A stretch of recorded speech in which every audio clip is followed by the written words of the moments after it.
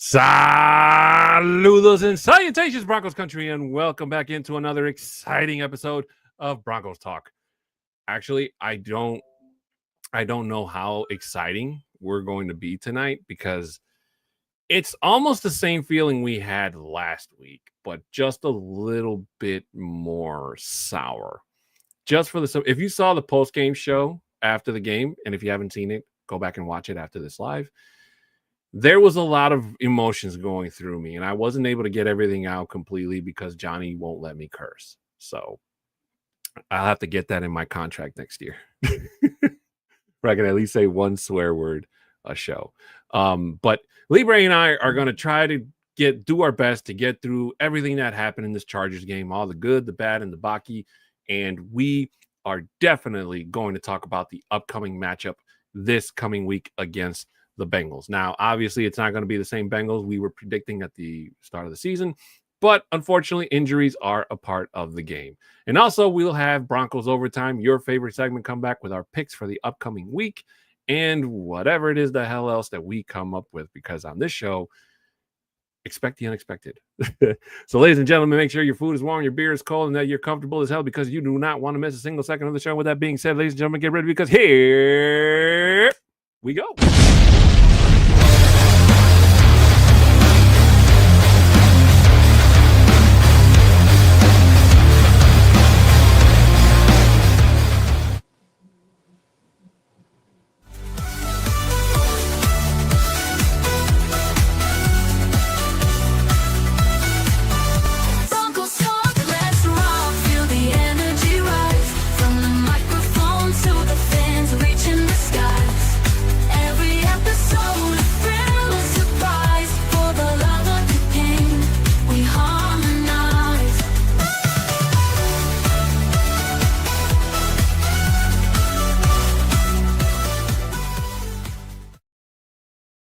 And welcome back in, ladies and gentlemen. My name is Adan Diaz, and joining me to my left or the right, depending on which direction you're watching, is my co-host, the Terrible El Bronco Libre.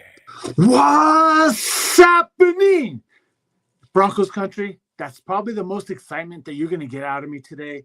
But you know what? We're here. We have what we're going to be expecting to be a good night on Monday Night Football. So let's get that ready to go. Let's get that excitement that way. But let's talk about what has happened over the last couple of days. Adon, I know you had the post-game reaction right away. What were your thoughts again? Let's do a little recap of what your thoughts were. Well, before I do that, you look different, Libre. Did you get a haircut? No, I didn't get a haircut. I got them all cut. New threads, new likes. So, The whole 9 yards? The whole 9 yards, exactly. So what I love about this mask, so this is a new mask that I just got, and then I had this embroidered and all that, and I was able to get it ironed on and stitched on here. And again, this is supporting Mexican Heritage Month right now. So, and this is the logo that the Broncos have come out with a couple years ago as the logo of the Mexican heritage. So, and I fell in love with this logo right away because it looks like a sugar skull and all that. Mm-hmm. So, and that's like my favorite logo of all time right now with the Broncos. So I had to get a custom mask that had this logo on it. And I busted it out for the very first time at the Broncos watch party at the stadium this weekend. And let me tell you, people were falling in love with it. They're like, oh my gosh, that's so cool. And I can now say that I have one of one. I don't think anybody else has this type of mask out there. Like, I have my other Libre mask right here. Like, I have this one. I see people with this one all the time. So it's like, so I had to change up the style. So here we go. It looks great on you, Libre. I got to tell you. But before we get into my thoughts about this past weekend, we got to get a couple of things out of the way before I forget. Otherwise, Johnny's gonna have me fired. I'm gonna be picking a lot on Johnny today, just for the simple fact that I can pick on him and not the Broncos. First of all, ladies and gentlemen, Libre and I would like to ask you to please show your support for us here on the network by subscribing, sharing, commenting, and liking this and any of the other videos you see here on the show. If there's a comment or something that you want to correct us on or that you don't agree with from Libre and I, please feel free to hit up the comment section and let us know what you guys think. Also, for our audio listeners, if 5-star reviews are always appreciated. And if you want, you can screenshot, send it to our socials. Our Twitter handles are right there at the bottom of the screen in case you guys don't have the visual ability to see them. My Twitter name is at a 6'10" Mexican. Bronco Libre is at Bronco Libre 5280. For any business inquiries, you can email at broncostalk2020@gmail.com. And yes, somebody asked me why it's 2020. That's because that's when I started this podcast. So it's like a little bit of remembrance, if it helps. Also, we'd like to give a shout out to the sponsor of today's show, which is Dubby. It's basically no sugar, no calories, no maltodextrin, no fillers, and no artificial colors. It's formulated with nothing but amino acids, B vitamins, and nootropics, including the patented neurofactor formula, which is the caffeine derived directly from the coffee fruit. As Libre and I like to say around here, it is all the good stuff without all the bad. And to show you just how awesome Dubby is and can be, they would like to hook you up with a 10% discount when you use the code OBN10 at checkout for your free 10% off. Again, that code is OBN10 to get your 10% off your order at checkout. Shout out to Dubby and the guys over at the Nothing Rhymes With podcast for hooking you, me, and Libre up with this amazing offer and discount. And shout out for Dubby for being a continued sponsor of this and all the shows here on the Orange and Blue Network. Also, ladies and gentlemen, our show schedule, in case you guys are interested and want to see what we're doing, just for the record, all these times that I'm going to ramble on are in Mountain Time. First of all, we have the Orange and Blue Blitz, which airs every Monday, Wednesday, Friday at 11 a.m. Then we have the Broncos Bros, which airs every single Monday at 7 p.m. Because Libre, do you even Bronco, bro? You probably can't. I do Broncos, bro. Do you Broncos, bro?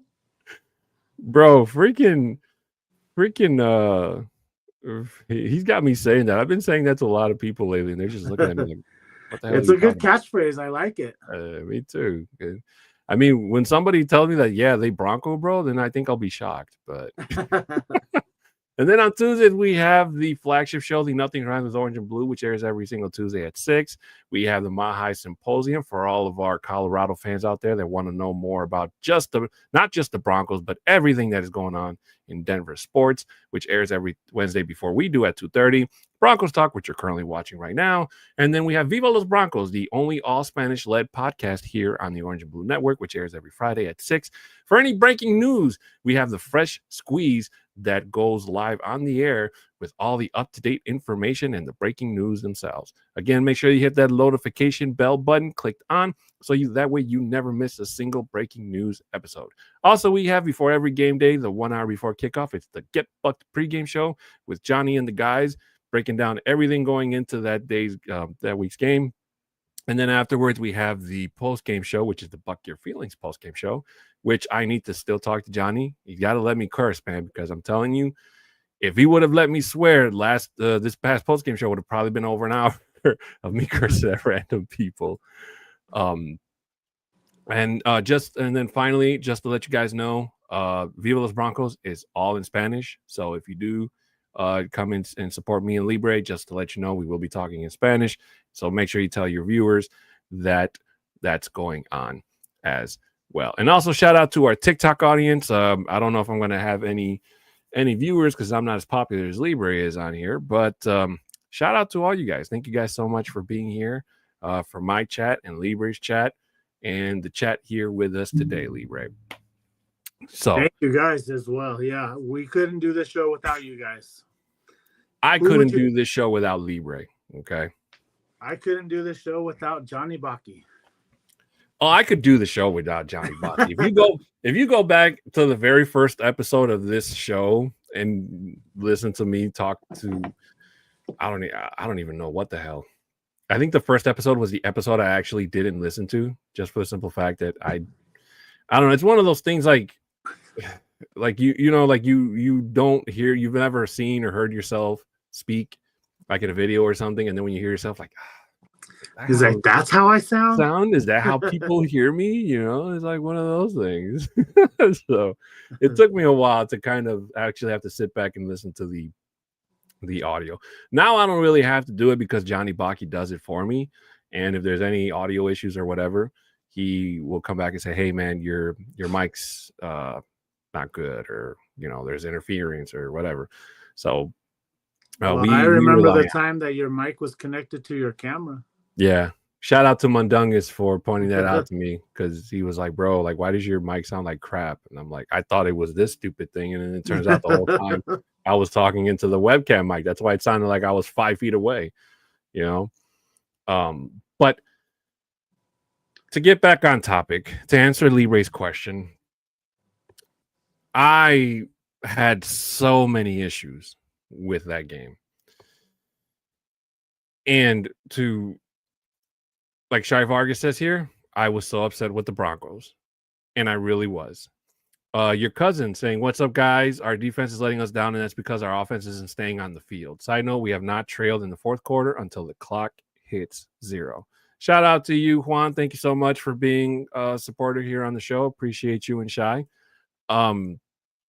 But there were a lot of things that went wrong in this game, Libre. And me and you were both watching it from you were at the watch party with all the other cool Broncos fans. My fat ass was sitting on that bed behind me. But it just felt like we all had the exact same feeling, regardless of where we were. Whether you were at the game, whether you were at home, whether you were at a watch party, we all had that same feeling. And having to see the Chargers line up for the game-winning field goal literally teleported me back to where I was a week ago in Indy after the stupid call, you know, because it was like you were kind of hoping in the bottom of your orange and blue heart that somebody would actually block it and the game would have gone in overtime last week, or last week that they would have blocked it and the Broncos would have won. There were a lot of things that went wrong in this game, Libra. And there were two for me, really big ones. There's a lot of other ones that I'm pretty sure you're going to point out to us as well as the chat. But the main one was Sean Payton not going forward on 4th and 1. Mm-hmm. That, to me, when he decided to punt the ball back, we all said the same thing. Like, don't get me wrong, I love our defense. Our linebackers, yes, it's going to be a liability until Dre Greenlaw finally decides to suit up and come play, or is able to play. Let me reiterate that. But there's the amount of time that defense spent out there in a divisional game is very important. I would have much rather our defense take the field from where they were if the Broncos didn't convert than take the field from where the Chargers took over. Because either way, I was going to say Justin Fields, Herbert was going to have to march down the field. And the Broncos on first down are pretty good at going for it. Even if you have to do a sneak with Bo, maybe try something creative, there's got to be something that the Broncos could have pulled out of their bag of tricks to try to go for that first down. And for Sean Payton to not even entertain the idea or try to get them to jump on a snap count, you know, which they probably wouldn't have done. Only like the really bad teams actually flinch. He didn't take that risk. And not taking that risk and gambling on his defense came back to bite him in the ass. Big time, Libre. So going forward, when you're put in a situation like that, especially in a divisional game, even if your defense is good, you have to take that risk, Libre. You have to take that gamble. Because if it didn't pay off and the Chargers would have marched down and did what they did anyway, then we couldn't have been on Sean Payton's case. Like, hey, man, you went for it. We knew the risk. That's what happens. But the fact that they punted the ball and the Chargers still marched down the field and still got the field goal, that leaves a sour taste in our mouths about what could have happened on that 4th and 1. You know, I agree with you 100% with that. And I go back to when I was watching the game with the Detroit Lions. And we know that he gambles on fourth downs, and it was a 4th and long, and they went for it on a 4th down. And guess what? They got that first down. They were able to put away that game. So that's another thing, is like, you just need to trust the process. I understand, like, the run game wasn't there. We haven't been able to run it properly. But just try it out. It's 4th and 1. Like, that could have saved the game, and that could have been where we were able to put this game away and win it, and not give the opportunity for the Chargers to go back down and score that late touchdown, and then have that opportunity again to go in and get the field goal to win it. So, but again, like, we have a great defense. You can go back and look at the stats. We lead the league right now with 12 sacks in the first 3 weeks of the season. We lead every team in the whole league right now. And yes, when we see Riley Moss's name in and out every single time, every drive, we're always seeing it. Why are we seeing his name?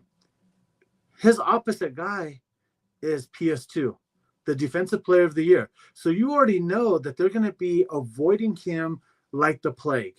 So because of that, you're going to see Riley Moss, his name, up there all the time as being a target, because you don't want to throw it to PS2, because he's going to either pick it off, he's going to knock it away. Yeah, there's a couple of times where he let up a good couple of plays, but again, he's not going to be that shutdown corner the whole time. Nobody can be that. But like we were talking backstage, how many touchdowns have we given up this year to wide receivers? What is it? One? One, yeah. The Keenan We've Allen. given up one to Keenan Allen this weekend. So that alone, you have to know that, yes, this defensive crew right now can only do so much as well. And I agree that the offense needs to help this defense by, like we talked about, going on those 4th downs. But we also have to I feel like what we need to do is establish the run itself, because I did see a stat right after the game. I think it was like 13 or 14 plays that were 2nd and long, 3rd and long. Like, it was ridiculous on the number of plays that how we were already in trouble from the beginning. And if we can get that taken care of, trust me, we're going to keep that offense on the field a little bit longer, keeping the other offense off the field. And I feel like this upcoming game that we have a great opportunity to hone our skills on it, because I think we're going to be able to push this team left and right on both sides of the ball. But we need to go in there and actually execute. We can't take this team lightly, because they're still an NFL team. They still have Jamar Chase. They still have T. Higgins. And you know what both of those guys did to us last year? Even though we had a depleted secondary on it, but the thing is, they're still on that team. They can still make big plays. But we need to go in there and be able to take care of them, which I think that we can, because I don't believe Browning is the guy that's going to be able to produce for them. He hasn't. You could just see the game this last weekend versus the Vikings. So we can get this done. I feel like it just needs to be executed. And we did talk about this earlier, that Sean Payton historically starts the season very slow. And because of that, is what we're seeing right now. And it's the same thing that happened last year. We started the season slow, but guess what? Once those wheels started turning, it was hard to stop this Broncos team.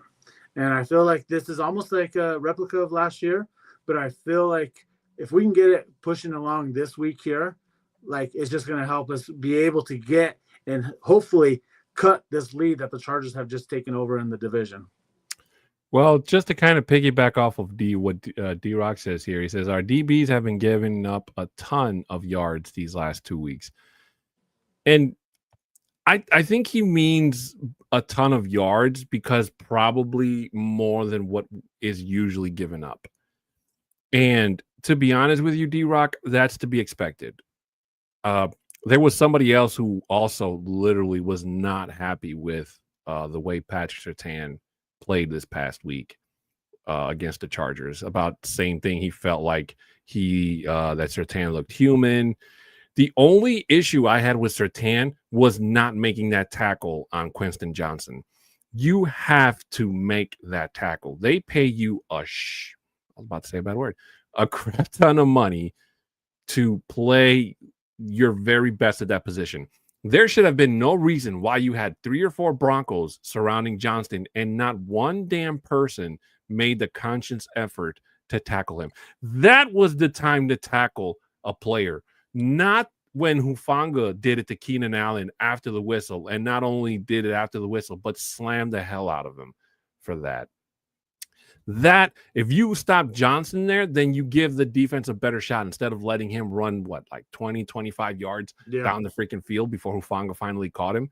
So there were a lot of errors that were made in this game, D-Rock. And yes, while our DBs did give up, quote unquote, a ton, I wouldn't say a ton. They gave up yards, but not a ton.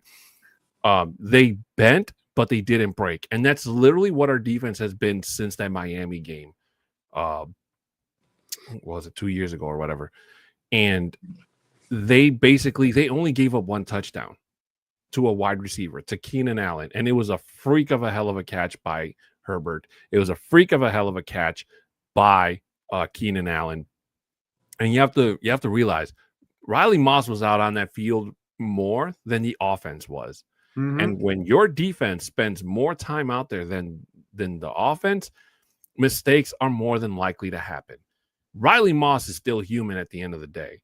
It's not like that was the 3rd touchdown that he gave up. If, like I told Libre backstage, if that was the 3rd touchdown he gave up to a wide receiver, then yeah, I'd say bench him because we're not going to be dealing with another Levi Wallace on this team. Okay. But that was the very first wide receiver touchdown he gave up this season. And trust me, he felt like crap about it. Okay. So I do not blame them for making those types of mistakes. At least he tried. It wasn't like he was like 5 yards away and Keenan Allen just caught an open touchdown. No, he tried to make a play. It didn't work, and he caught the ball. That's the way life is. All right. And we got to play the Chargers again. So I do hope that the next matchup with them in Denver, when it does happen, mind you, that the Broncos learn from their mistakes and they get prepared to face them again. Because unlike the Colts, they're not probably going to meet each other unless they make the playoffs and they happen to run into each other there, or until the next time they show up on the Broncos schedule. But there definitely needs to be some accountability on that regard, Libre. No, you're right. And then another thing as well is talking about some of the plays that Bo Nix kind of overthrown some of them. You know, there's those 3. There was 3 of them, or 3 or 4 of them, something like that. Mm-hmm. But three distinct ones itself. Completing one of those, the Broncos win this game. One of them was in the end zone. So if we just completed one of those, even I think the first one to Cortland, he was in stride.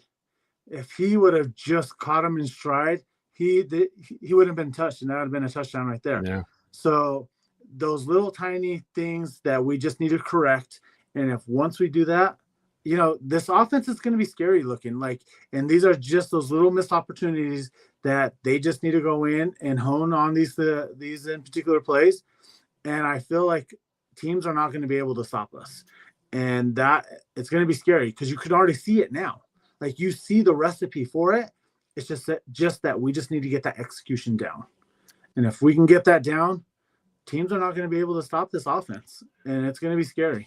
The good thing is, though, Libre, even with, I know seeing those as a fan, it angered the hell out of everybody. It really did. Because last week was leverage. This week was fingertips, because that's how close the Broncos were. And the good thing is that can be teachable by Sean Payton. Accuracy is something that can be fixed. Okay. So it's not like one of those things that's like, Bo Nix is not the guy, because I'm already hearing that too, Libre. A lot of people are starting to call for Bo Nix to be benched. Like, you guys, everybody that said that, I do not understand why you would want to go back and ride on the quarterback carousel. Why? Has anyone not learned from what the hell we went through after Peyton Manning left? All the names that are on the board, like, how the hell can you go through all those names and just as easily say, "Oh, get rid of Bo Nix"? It's like, no. Like, there's going to be trials and tribulations. Yes, I know it hurts, it sucks. I'm there with you every step of the way. But you have to not always go towards like the negative and just say, trade him, bench him, cut him. Like, no, that's an issue that can definitely be fixable. And trust me, if Sean Payton can't get his act together, and let's say hypothetically speaking that one of those two guys has to hit the road next season, especially if the Broncos don't make the playoffs, my money would be that Sean Payton kicks rocks and Bo Nix stays. Okay. So there is blame to put on Sean Payton. That is definitely for sure. I already talked to you guys about the 4th and 1. He definitely has to own up to that. The throws that Bo Nix makes, you can split that down 50-50.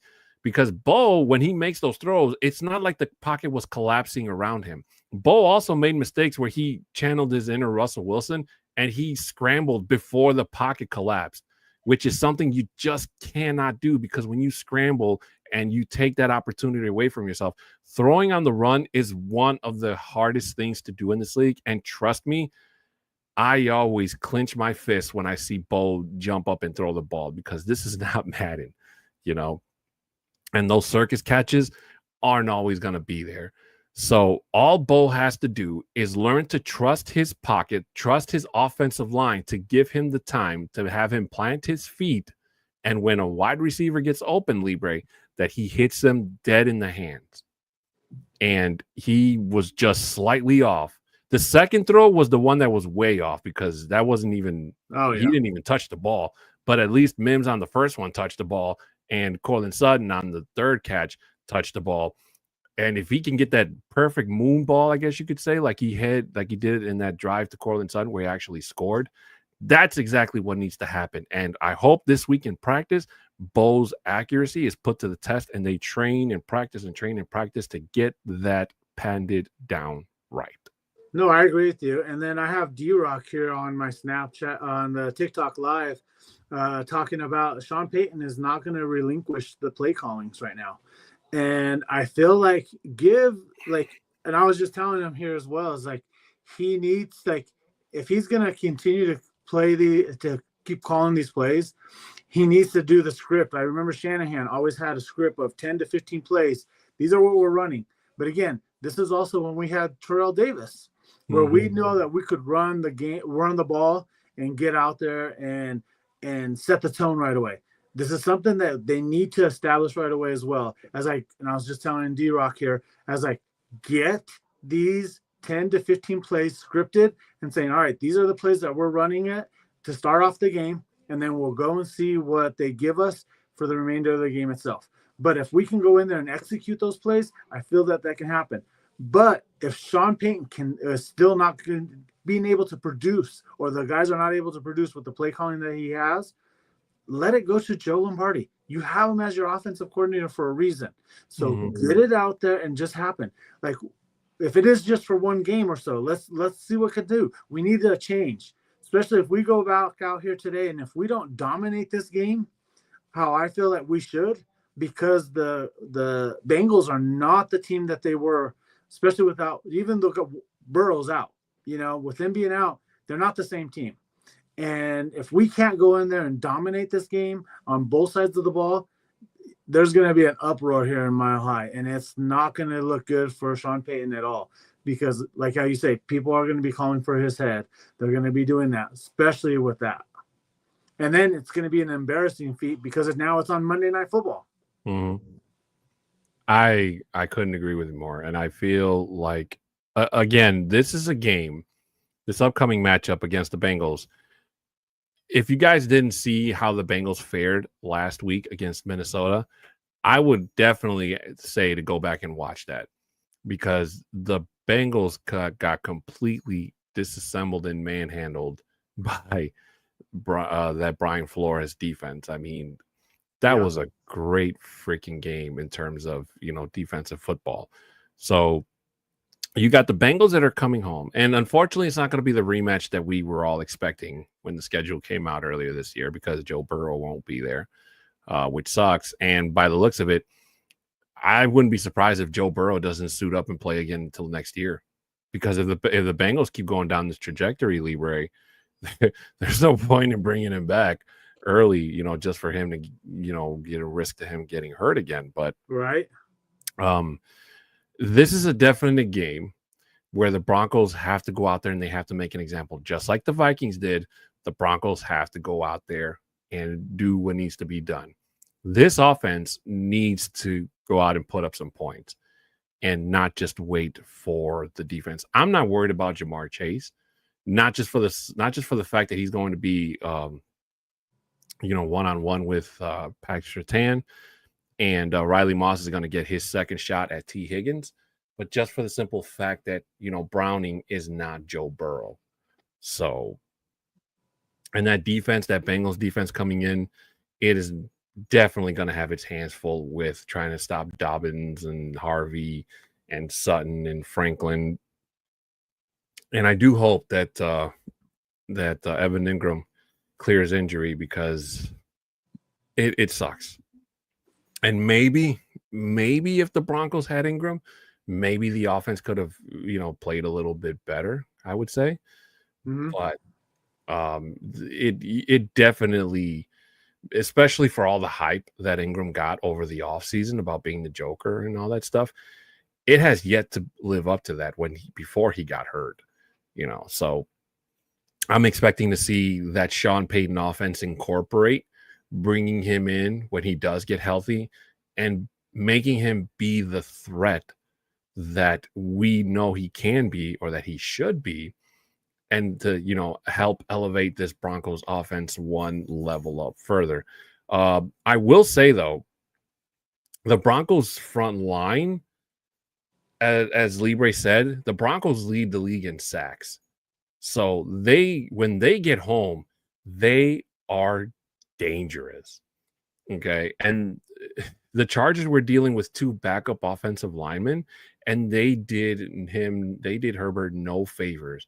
There's one play where Nick Bonito was so damn quick off the snap of the ball, Libre, before even Herbert got to plant his feet, he was already getting hit. That's how quick Nick Bonito was. And Jonathan Cooper got some of the action too. So when these boys get in there and they're all firing on all cylinders, they can make anybody's day a bad day at the office.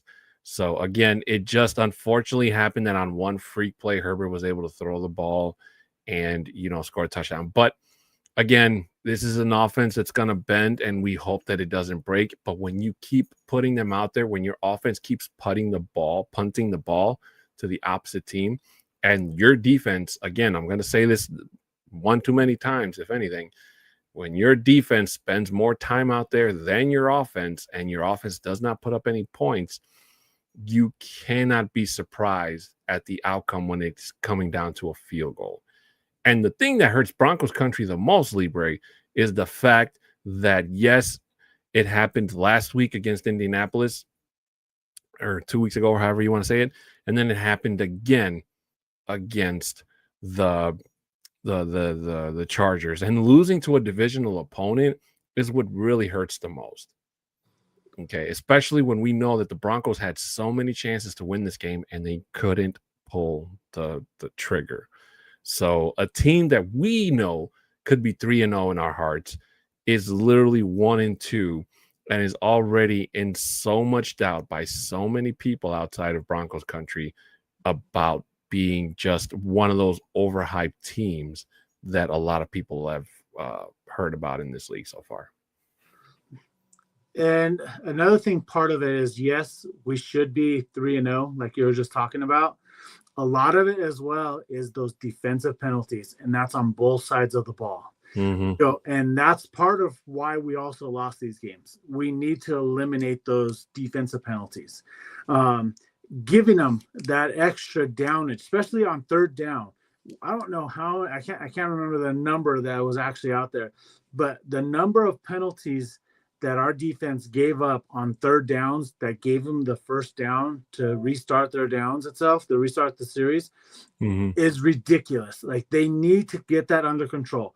I get it. There were some of those calls were questionable, but if you go back and look at them, like, why did you do that? You were in a position where you didn't need to make that penalty or whatever. So getting that discipline, and I'm hoping that they're running 40-yard dashes for every single penalty that they got. Yeah. Because I remember back in high school, my offensive line coach, Marty Gherkin, would have us run a 40-yard dash for every penalty that we had. Let me tell you, one game, we as an offensive line unit, we had over 40 penalties in a game, that's ridiculous in its own. So that Monday, during practice, after practice, he had us there after practice running 40-yard dashes. And he did not care if you're puking or not, you were completing every single one of them. And we were there late to just complete all of those. But one thing I do got to say, the amount of penalties that we had the rest of the remaining year was very little, but I could tell you that we were the best shaped offensive line here in the state of Colorado back in 1996 and 97. Well, I've never got a chance to play football, so I can't say I can relate, Libre. Well, not anything with helmets and shoulder pads anyway. Just your casual run-of-the-mill. Although we did play tackle when I was younger, but there's just something about some people.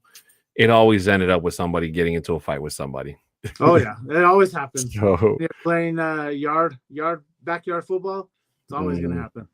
It was either that or somebody actually got hurt or whatever. Like, it never ended well, and it kind of made us realize, I'm like, oh, this is why they wear helmets and shoulder pads, to reduce the chance of getting injured when you actually get hit. But to your point, the thing that sucks is that out of all the teams that the Chargers beat, out of the three of us, the Broncos were the only team that actually gave them a run for their money.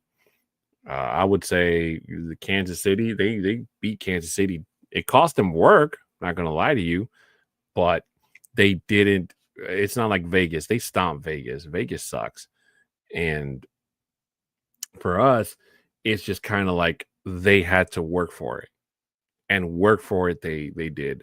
I will give the Chargers defense credit, because their defense, especially Derwin James, it was a miracle that the Broncos didn't throw an interception in this game, because Bo threw 2 against Tennessee, and then he threw one really bad one against Indianapolis. So the fact that the Chargers didn't get to cough up a fumble or cause a fumble or get an interception was a win in itself for us anyway.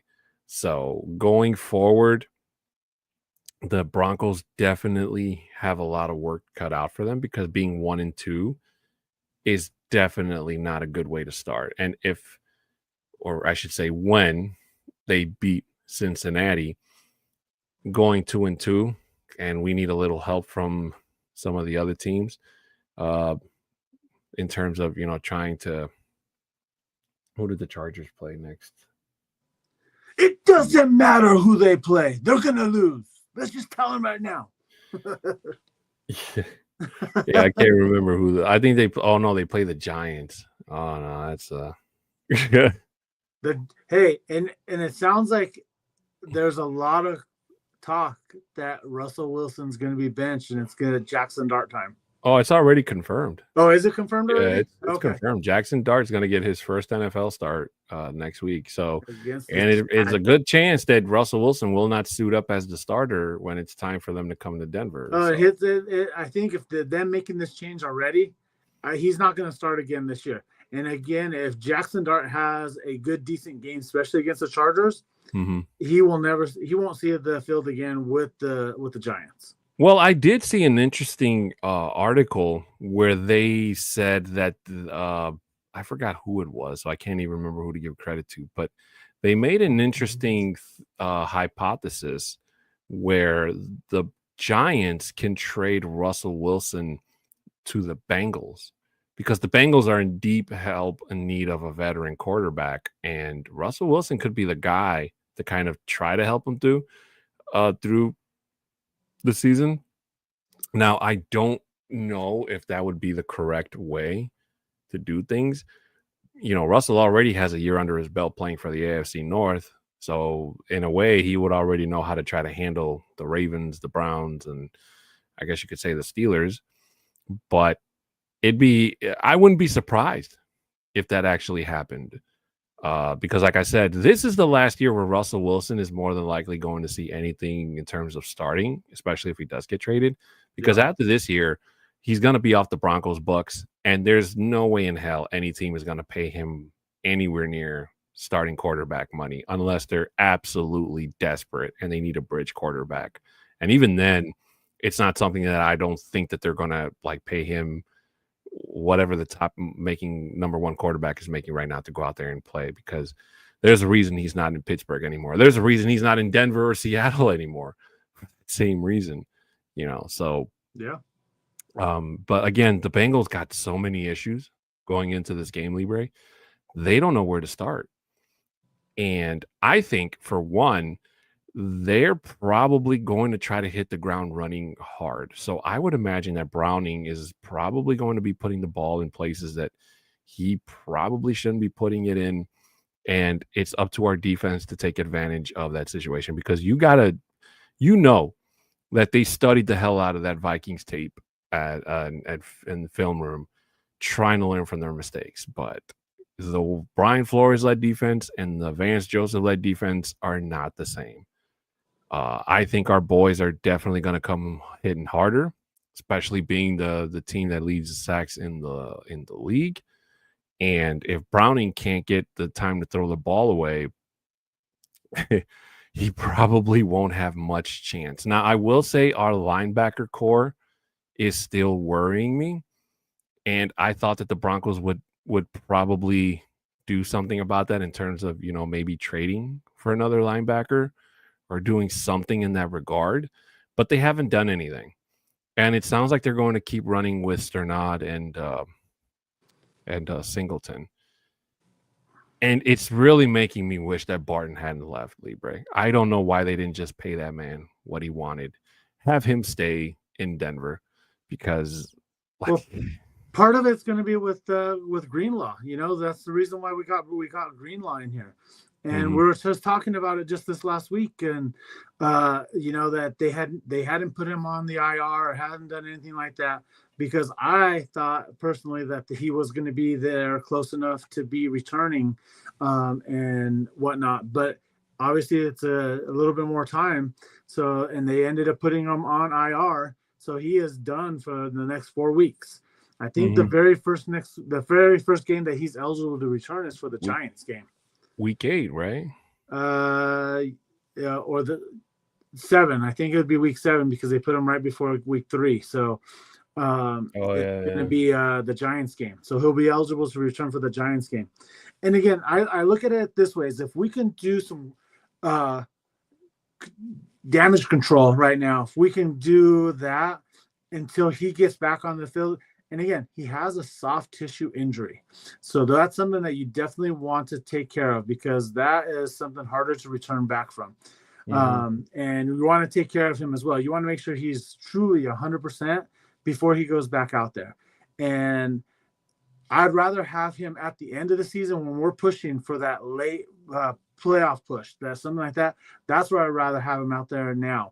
Yes, I've been seeing that people have been right away. The biggest bust ever in Broncos history, free agent history, is Greenlaw. And let me tell you, it's not. There's so many other players that have been so much worse. Because I'm an offensive line, Russell Okung. He was a terrible pickup. He was always injured as well. Never was really on the field for us. And then just Russell Wilson. We talk about that. There's just so many other guys that have been more of a bigger bust than Greenlaw, because Greenlaw, again, yes, he hasn't hit the field yet, and that's why people are seeing it, and it's the up in the foremost front of everyone right now. So it's not it. Let's get him out there. He's going to get healthy. He's going to be able to produce for this team because you saw it during the preseason. And that's the thing is you saw it. You saw it during the practices and all that. So let's get that out of our mind that he's not the biggest bust yet. If he doesn't come back and play, then maybe you can say that. But again, look at what we did as well with him. We didn't overextend us and pay him like the biggest salary out there for his position, and we didn't. We actually got a discount for him to get here as well. Mm-hmm. So that just being said alone, because we were able to get a discount of him coming here, he's not the biggest bust. Russell Wilson right now, in my opinion, is the biggest bust of free agency or trade itself. But once he gets back, I think that that'll take care of everything. I was just telling the guys here on TikTok here earlier that we are set up, and I think we're actually set up pretty nicely right now with coming into this game on Monday night versus the Bengals.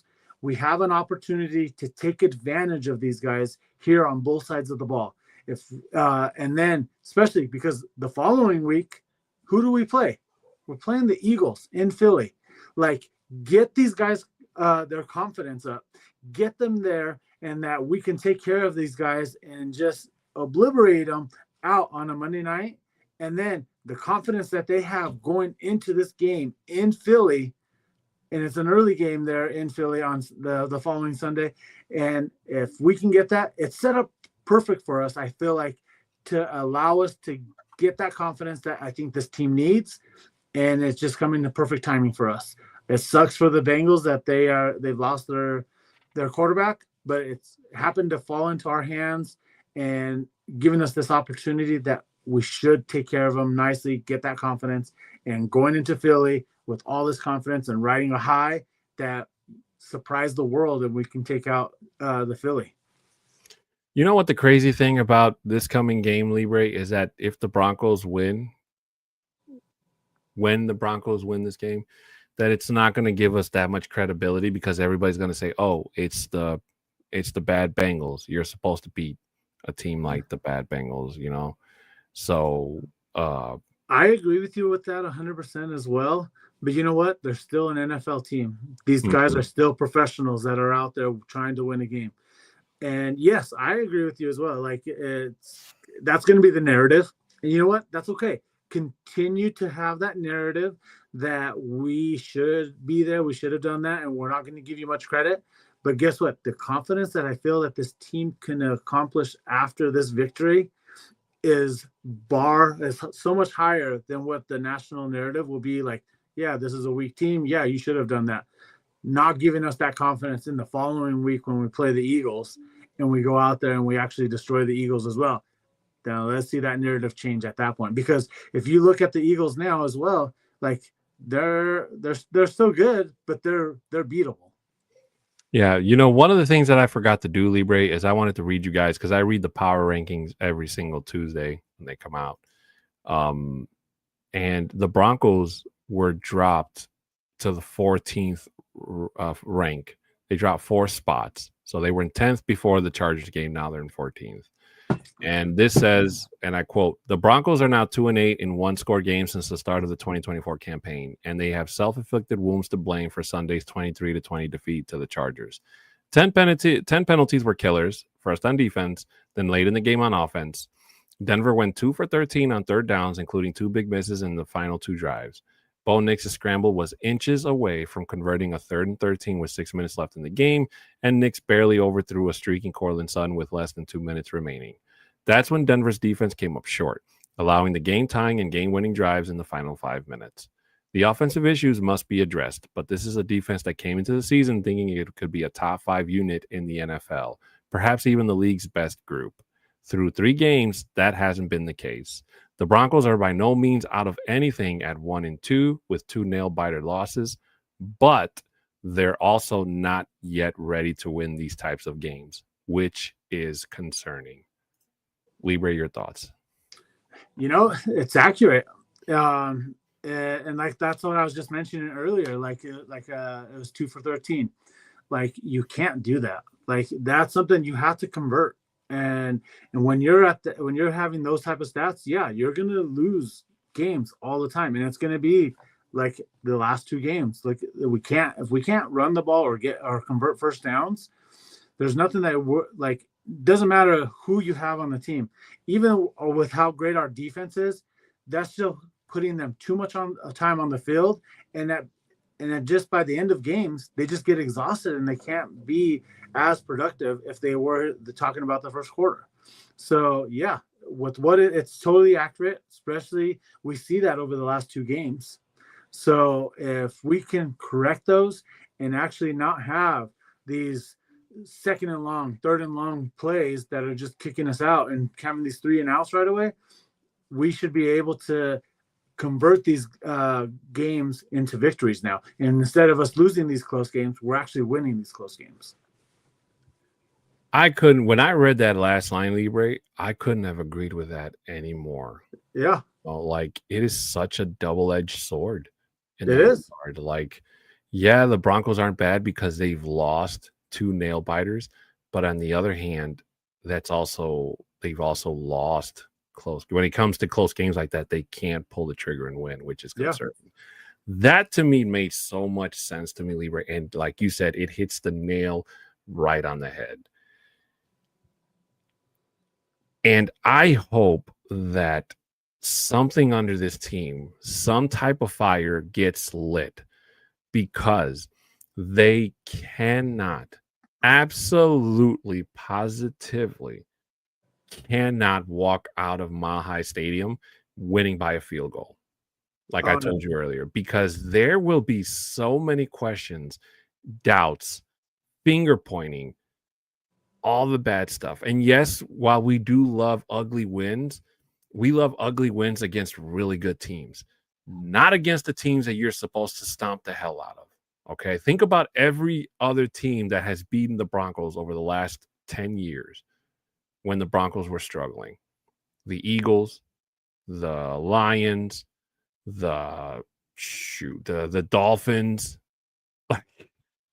When this team was at its worst, there were teams out there that literally walked all over us and didn't look back. And that's exactly what the Broncos have to do. They have to go out there and make a statement and show that, yes, we're not going to get all the credibility that we're going to get from this win, just for the simple fact that everybody's going to say, oh, it was the Bengals. You're supposed to beat a team like the Bengals because they're bad. So they have to try to rebuild all that momentum that they lost over the last 2 weeks, Libre. They have to pick themselves up because they got punched in the mouth twice, and twice they've hit the canvas. So there cannot be any doubt. There cannot be any wiggle room. Sean Payton has to go out there and call the best game of his life. Vance Joseph has to go out there and call the best defensive game of his life. Every player that suits up on Monday has to go out there and play the best game of their life, because this game cannot end with a field goal. It has to end by 3 scores at the most if you really want to be impressive. They have to go out and make an example, Libre, and if they don't, then heads are definitely going to roll on Tuesday morning. And I can see you talking to your chat, and I'm guessing they're asking you about your mask. How did you know?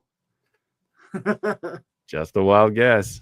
Yeah, so my buddy there on my TikTok right now, his name is Hawaiian King, and he also has like a lot of masks as well that he wears, and he was just saying about how he likes this one itself, and I was just explaining that I just recently purchased this one, which is the Blue Demon Luchador, and then I just customized it with this right here, which my brother actually customized this for me, and then I just ironed it on and then stitched it on so it's secured on itself. So if you guys are looking, if anybody is looking into possibly any type of patches or anything like that, hit me up. I'll get you in contact with my brother. He can basically do anything and hook it up itself. But yeah, I'm super excited. Like I know, like we're talking about how sad we are over these last 2 weeks because of the way we lost. If we can control or take care of these penalties which I feel like Vance Joseph and Joe Lombardi are going to be in there and being taken care of that and making that as a point of emphasis during practice this week to eliminate those. Imagine what this team is going to be able to do against the Bengals with the way that they are. And if we can do that, like, yes, like you said, we're not going to get the credit due for the victory itself. But I kind of like that. Keep us that underdog, because it's what's inside this building, inside the Broncos building, the facility there. That's what really matters anyways, because that team, this team itself, if they have that confidence after winning this game itself and then going into Philly the following week with this confidence, because of they hopefully destroyed these guys on Monday night, like that alone itself, that does so much more than anybody talking about it, saying, oh yeah, you should have beat this guy. Look at the Vikings, the Vikings did all that. They shut them out. They did all that. I don't care if we shut them out or not. They can probably, I feel like they might score against us itself. But again, it's going to be late in the fourth quarter because at that point we're already up big anyway. But getting that confidence, I feel that some of these guys need, especially O'Reilly Moss. If he can get this confidence out there, even though I do feel like he's been playing very well, because yes, he's going to be seeing a lot of targets, but he's actually played very well this year. But if we can get everyone with that confidence on both sides of the ball, I'm already thinking ahead of for the Eagles game. Like, I feel like this is how confident I am that this team is going to be able to destroy them, and then have them as a quote unquote underdog, and then that the Eagles are overlooking the Broncos. And guess what? We're going to go in there and shock them, and it's going to be a big shock to the world. Agreed, Libre. Ladies and gentlemen, Libre and I have reached the end of regulation, which means that we are ready for some overtime. Let's go.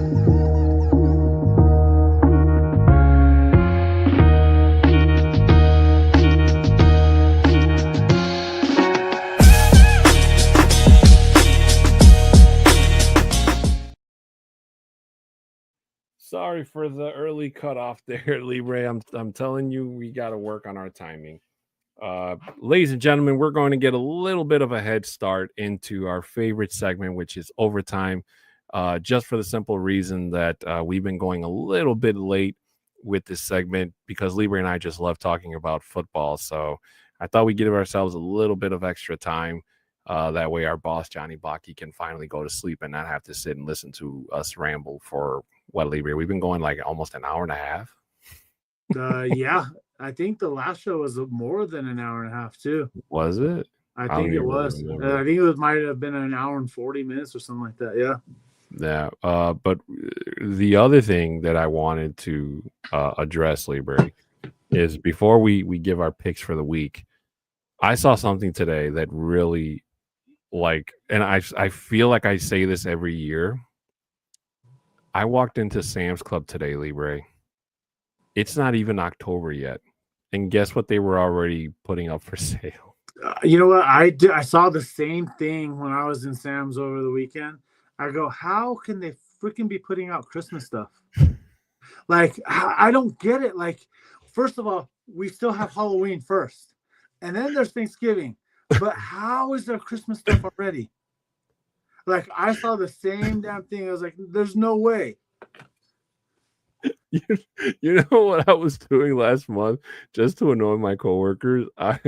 Every single day I would go around singing Feliz Navidad just to piss people off. And like, bro, it's July. Like, shut up. Just to Christmas get the in reactions. July, bro. Yeah, Christmas in July, man. Like, what are you, New Year? And I don't know why, but when I do it, it's funny. But when I walked in there and I saw the big old nutcracker dolls being sold and the Christmas trees and the snowmen and I was like, come on, man. Like, can you? So like the crazy thing about when you go to like Sam's or Costco and when you find these holiday decorations or whatever, like you have to actually get them at that time, because if you try going back, say 2 weeks later or 3 weeks later, they're already gone. And I actually had to do that for Halloween, where I actually had to go because they have these nice big old hands that glow and do light up and so forth. And there's a set of Mhm. 4 of them that you put in your yard. And like, I was like, I have to go pick those up because the next time I come in here, they're going to be gone. And you know what? A good thing I did, because the very next week I went in and they were already all gone. I was like, see, I knew this is the reason why I picked them up today, is because I knew they would be gone. And they don't restock them because after that, they're already, like you said, putting out Christmas stuff. I don't know. I just turned around and I looked, because every Sam's Club has a greeter, and she just started laughing. She was just like, "I just work here." I was just like, get the Walmart "Jesus money. Christ." But I will say though, like I'm a January baby, so I love the cold. I know I say I love the snow now until it falls, and then like my 30-minute, 20-minute commute to work, whatever, turns into an hour because I Yeah. have to drive through the snow, which sucks, but it's a small price to pay. I much rather deal with winter than summer, because our summers here are just like, forget about it. Well, because it's what, real humid there too, huh? Yeah, Because of the lake Chicago's very effect. humid in the summer. I remember because I even when I was there, when I went to the Bronco Green Bay game and I was in Chicago on a Friday night, and yeah, it was like what, early September when I went. So even during that time, it was still a little bit of humidity there and whatnot. And I'm like, Colorado is dry. It's a dry heat here, so we have no humidity. Very rarely that we get it. But yeah, it's. But again, even here, if it snows, the snow's gone. Give it a half a day, or give it the next day, and the snow is gone. So that's what I love here about Colorado. Right. All right. Back to our regular scheduled program. We have a Thursday night game this week, Libre. We have the 2-1 Seattle Seahawks going on the road against the 2-1 Arizona Cardinals.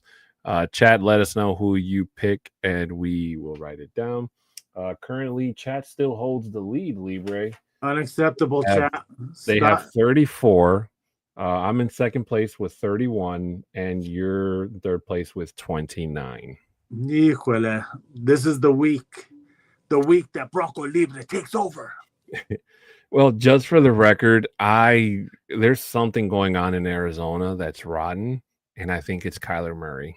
Oh But yeah, shout out to James Conner. That season-ending injury was terrible to see. that I was really hate terrible. seeing any player go down like that, and that the Cardinals are definitely going to miss him out on the field going forward. Seeing Marvin Harrison just drop a complete pass, hits him in the hands, and just drops it is just, it's sad. It's really sad and terrible. And Seattle, they seem to have found new life. I mean, they totally destroyed the New Orleans Saints this past week, Libre. So I got to give credit where credit is due. Sam Darnold is doing a whole lot better than I thought. Not what was there before good, but they're winning games, and the defense is, doing what they have to do. So I'm going to say the Seahawks win this game. I'm gonna say go Birds. Ooh, wait, which one? What bird? See, I got you there for a second. Yeah, you did. I'm gonna go with the Cardinals actually. Okay. Because they're at home. I just saw this thing on X or Twitter. I like to say Twitter. I hate saying X. Mm-hmm. But about them being able to change up the logo in the middle of the field. They said that they've been working on it for the last several months. And all you could see them just doing is some spray paint, really not show the actual logo yet. But they are wearing their new threads for the game tomorrow. Mm-hmm. So I think that little energy with the new threads, the new gear coming out, the field itself, and then it's at home, So I feel like they're going to be able to pull it out here. It's a divisional game for them, but those games are always tough, like we've always said. So I'm gonna go with the Cardinals here. Yeah, if the Cardinals do lose this game, Libre, the next week we're going to have a serious talk about the Cardinals possibly having to break it down and rebuild, whether that's at Absolutely. the players or, maybe Jonathan Gannon was overhyped when he came to Arizona. Or hey, bring back Josh Rosen, No, absolutely. whichever one happens first. We go into our Sunday games now, Libre. The 2-1 Minnesota Vikings go on the road against the Pittsburgh Steelers, who are also 2-1. I had a bit of a hard time trying to pick a winner for this one because Aaron Rodgers, when you start to doubt him, he comes back. I mean, look at what he did against the Jets. But the way Minnesota Vikings defense is playing football, it's really kind of hard to oversee. Brian Flores is really doing a fantastic job over there. And Carson Wentz, as long as he can limit the turnovers and not commit them until JJ McCarthy gets back. And even then, we could be having a conversation where it's the Carson Wentz-led Vikings and, let McCarthy hold the clipboard and learn a little bit more type of thing. But Steelers defense is pretty tough. But I think that the Vikings win this one not by much, but by just enough.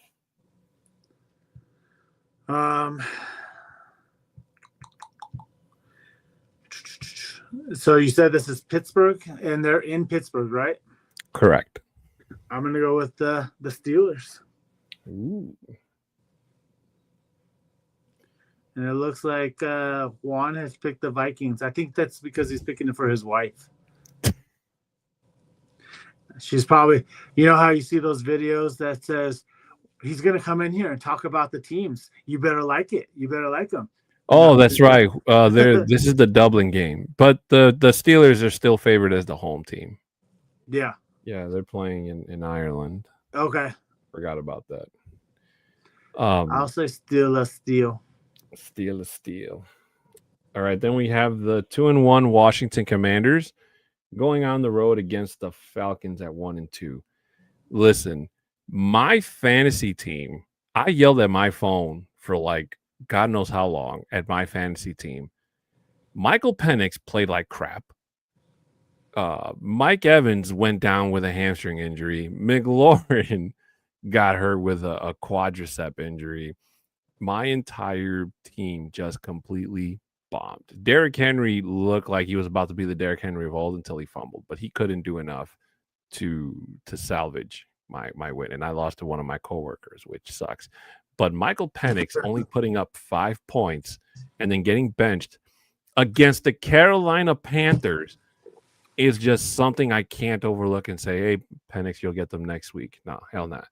You're riding the bench, and you're lucky I don't cut you because I'm in a 12-man league and there are no other better quarterbacks currently. So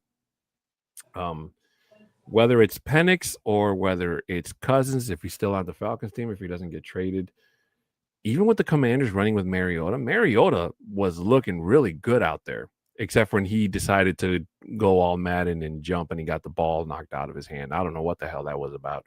But even with them, I think that the Commanders still have a better team on paper. And even if Mariota does play, whether it's him or Jaden Daniels, I think that the Commanders they're just going to roll the Falcons. So I'm going to say Washington. I agree with you. Libre, what does chat say? Washington. Okay. So we're all on board. Great. All right, Libre, if there's nothing else you want to add to that. Next, we got the 0-3 New Orleans Saints hitting the road against the 3-0 Buffalo Bills. Yeah. You know what? The Saints are going to pull out the biggest upset of the world, but I have to put the Bills as my vote. All I know is there's going to be somewhere out there in Vegas that's going to pick the Bills, and if the Saints win, that one person is going to win a lot of money. What do we even know what the spread is on that game? No, and I'd rather not because I don't want to jump in the DraftKings. That's exactly what I was saying. It was like, depending on what the spread is, like you may have to go in there and put some money down on that game because that's almost like easy money. And even say if you just put $5 on it, like you're gonna be you'll get a good payday out of it. Yeah. Next, we have the 1-3 Cleveland Browns hitting the road against the 2-1 Detroit Lions. I will say the Cleveland Browns knocking out the Green Bay Packers is probably their Super Bowl, especially if the Browns don't make the playoffs. Everybody that I know lost that game. Nobody had the Browns winning that game last week. So I think Flacco's still slated to start. But the way the Detroit Lions made the Ravens look, yeah, the Browns have a better defense than the Lions do, but the best way to wear down a really good defense is to have them out on the field, consistency, and especially if injuries rear their ugly head, even more. That tandem of Gibbs and David Montgomery is just too damn good. And after the Lions got throttled week 1, they seem to have found their footing. And I got to give credit where credit's due. So I think the Lions win that one. They might win it by just like a field goal or something, but I see them pulling it out. I agree with you as well. I see the Lions winning this game. Chat says Lions. Okay. Next, we have the 0-3 Tennessee Titans hitting the road against the 0-3 Houston Texans. In a game where somebody has to win unless it ends in a tie. Nobody That's right. So what team is going to have the first victory this weekend? And I don't know, man, but CJ Stroud going into year 3 looks almost even worse than last year, if you can believe that. I think that Houston's defense is probably going to be the reason that they win this game, just for the simple fact that Tennessee can't get out of their own way. They can't seem to run the ball good. Calvin Ridley can't catch anything over 10 yards. So, and the Titans just got throttled by Indianapolis last week. So I'm going to say Texans win this one. Not by much, maybe, but I have a feeling it'll be because of their defense. No, I'm going with the Texans as well. And like you said, that their defense is going to win this game for them. And they're at home, and Cam Ward is not that guy. Like I know, like all these Titans fans at the beginning of the season, during right before they played us, they're saying, "Oh, they Cam Ward this, Cam Ward that. They're going to destroy the Broncos." Guess what? You're 0-3. Yeah, I still need to go find that guy because I haven't found him yet. Who's talking? I think he deleted his account because I haven't seen him since as well. He did the right thing then. Next, we have the Carolina Panthers at 1-2 going on the road against the New England Patriots, who are also 1-2. Carolina, again, them beating the Falcons. I don't want to. I guess you could say it's their Super Bowl, but they're in the same division, so they're going to have to play in Atlanta. So it'll be interesting to see if they can do the same thing twice to them in terms of throttling the Falcons. But I think the Patriots, they're not a good team, but I see them as a better team than Carolina. So I think Drake May doesn't just enough to win this game. So I'm going to say Patriots. I agree with you 100% on this. I actually have a coworker. She is a huge Carolina fan. That's where she grew up. She's now living here in Denver. But I mess with her all the time. I'm like, oh, I have my favorite Owens here. I have Owen Daniels. We have Owen Hart, and then we have the 0-3 Panthers. So yeah, she's cool, but they don't have what it takes. I think, especially this weekend with May, they just are a better team right now. Next, we have the LA Chargers at 3-0 versus the 0-3 New York Giants. Now, Jackson Dart is slated to start this week, Libre. So can Dart do what Russell Wilson couldn't do and upset a team like the Chargers? I'm going to say no. So, unfortunately, I'm going to pick the Chargers to win this game. I agree with you as well. The Chargers are going to win this game. I don't want to say it. I wish that the Jackson Dart coming in on his debut game and just goes out there and balls out, but Derwin James is going to say, "Welcome to the NFL, brother." Yeah, although I will say this is the one game where I hope I'm wrong. I don't mind taking an X on this. Exactly. On this one. And chat says Chargers too. All right, next we have the Eagles at 3-0 going on the road against the 3-0 Tampa Bay Buccaneers, Libre. The Bucs are going to be shorthanded without Mike Evans because it's looking very doubtful that he plays. That hamstring injury is going to cost him some time. So, and the Eagles kind of seem to have found new life after that second half with the Rams last week. I mean, every time I put doubt in Baker, Reagan, Mayfield, he just comes back and does what seems like the impossible. So I'm going to say the Bucs win this game just for the simple fact that when Baker Mayfield gets going, he's a hell of a threat of a player to deal with. Right now, the way that Baker is playing, you already have to throw him in the MVP conversation. Oh yeah, and I'm going with you as well. I think that Tampa Bay is going to win this game as well. And you know what? I would love to see the Eagles go 0-2 over the next 2 weeks. Ooh, we have a split. Juan says Eagles. Shy Vargas says Bucks. I think we had one earlier too, because I think Juan said the Patriot. Wait, who was it? The Lions. I thought there was a split somewhere. That Juan picked somebody else, and then the other guys picked someone else. Let us know, Juan, what happens. Yeah. We'll come back to that one to see if chat. Yeah, see, he picked the Titans to win. Yeah, he did. Next, we have the Colts at 3-0 going on the road against the Rams at 2-1. The Rams at home play a whole lot harder than they do on the road. So I think that Indiana Jones his luck's probably going to run out here. So I'm going to say that the Rams win this game, Libre. Yeah, I agree. Rams will win this game. They're a good team right now. What does chat say? Chat says Rams. Okay. Yep, Shy said Rams as well. Next, we have the Jacksonville Jaguars at 2-1 on the road against the San Francisco 49ers at 3-0. And the game is in San Fran? Yeah, it's in San Fran. Even though the 49ers are beat up and they lost Nick Bosa for the season, unfortunately, on paper, they're still a better team than Jacksonville. Travis Hunter has not impressed me in the least so far. So they have a lot of work to do.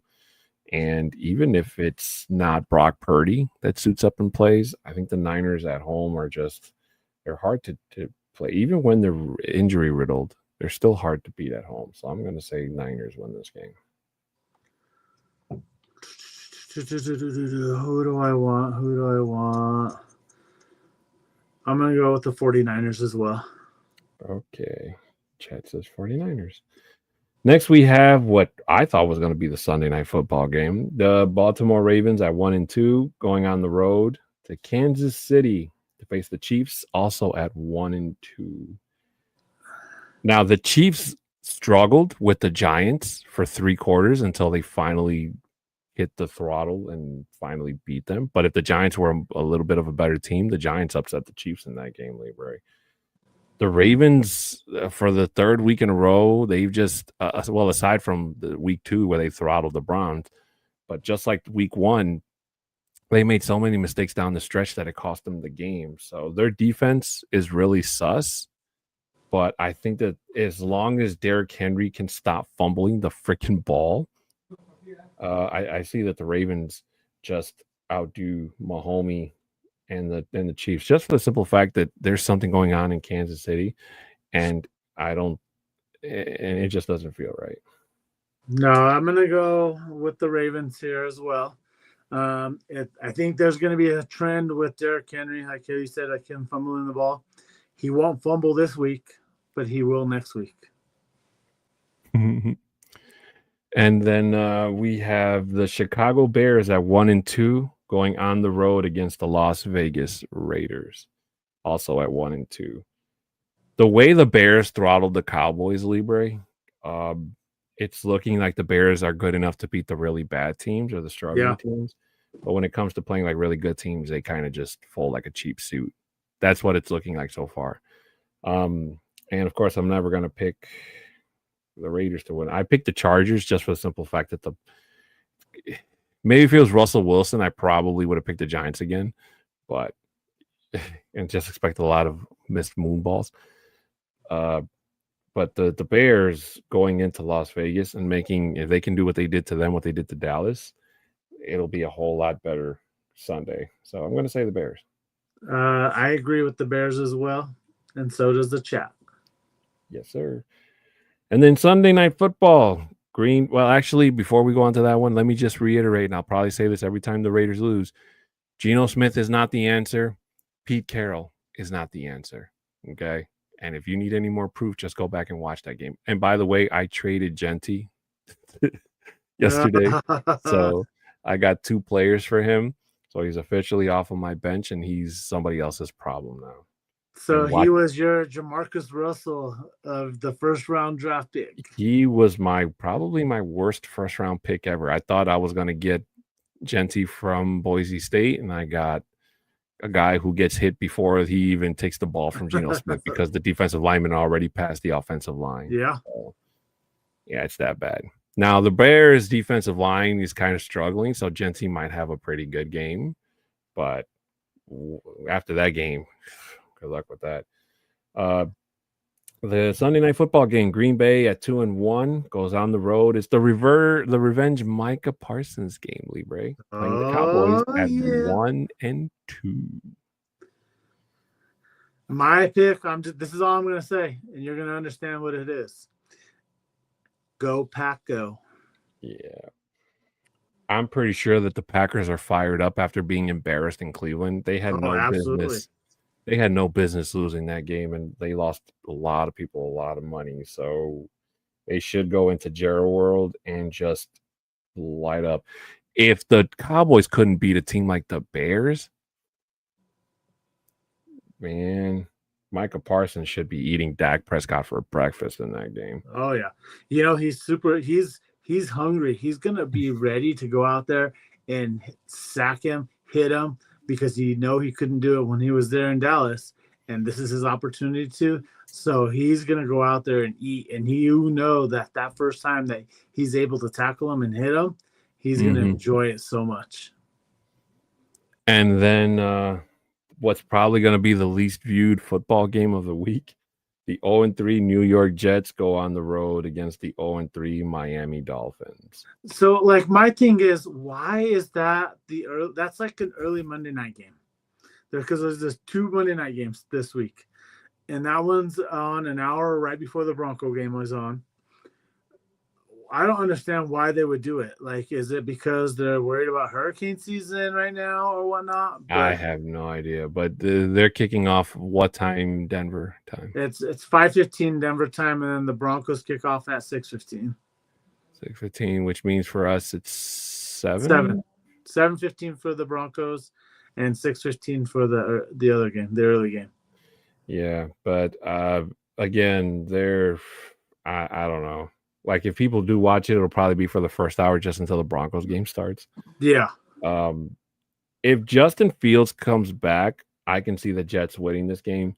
But if it's not Fields and they have to put Tyrod Taylor out there again, they're not going to win that one. So I'm going to say Dolphins win this one. I agree. I'm going to go with the Dolphins. And chat says Jets. Jets? Wow. Look at you. Not happy, but I guess Jets. Jets. Sucks. Sucks. That's when you go Jets. Suck. Pretty much. Well, ladies and gentlemen, that is going to do it for our show tonight. Libre and I would like to thank all the people in our chat today: Juan Marquez, Shai Vargas, and Mile High City Baby.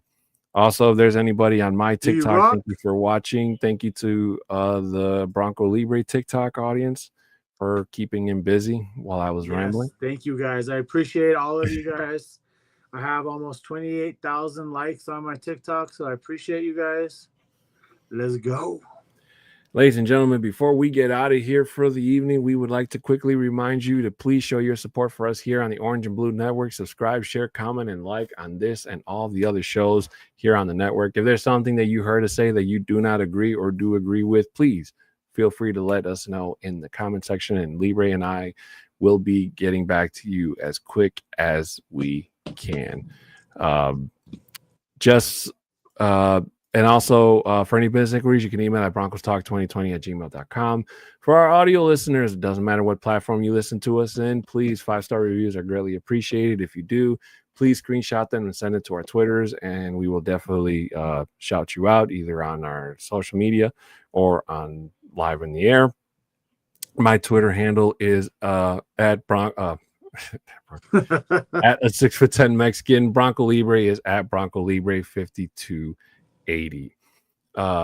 Again, we like to shout out our sponsor, Dubby. If you use the code OBN10, you will get 10% off your order at checkout. Again, that's OBN10 to get your 10% off your order at Dubby.com.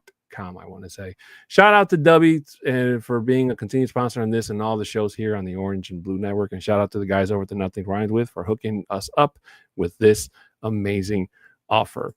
Ladies and gentlemen, we will be back on Friday for Viva Los Broncos. Again, please remember it's an all Spanish-led podcast, so it's all in Spanish, basically reiterating everything that you've heard us speak about today, but in a different language. In closing, ladies and gentlemen, let me just say we're going to be okay, but we have to kind of remember that there's going to be times like this where we have to weather the storm. And it's times like these that separate the diehard loyal fans from the bandwagon ones. So choose your side, and we hope to see you with me and Libre on the diehard section. Let's go. Come on, guys. We got this. We're going to be all right at Broncos country. But he's Bronco Libre. I'm Adan Diaz, and this has been the Broncos Talk podcast here on the Orange and Blue Network. We will see you all next Wednesday. And as always, go Broncos! Go Broncos! Let's go! Woo!